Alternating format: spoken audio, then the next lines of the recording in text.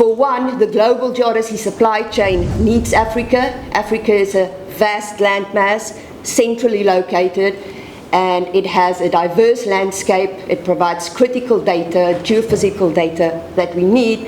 But on the other hand, Africa also has its own need for geodetic data. Africa is home to more than 1.5 billion people, and many countries in Africa is projected to be some of the fastest growing economies in the world in 2025.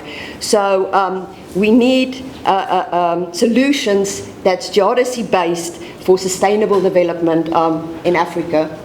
So, to talk about geodesy, especially about Africa and the need for more infrastructure in Africa, we took geodesy to the United Nations Science Summit last year in September, and we had a lot of speakers from all over the globe, including from the African continent, and we talked about shaping our common future through geodesy, and the session was specifically called Africa Rising.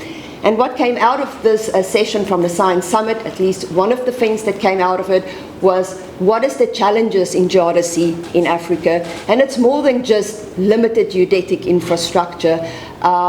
Yes, limited geodetic infrastructure, but also infrastructure ownership, outdated equipment, inadequate monitoring stations, limited access to data, outdated systems, of course, funding, resource constraints, capacity building needs.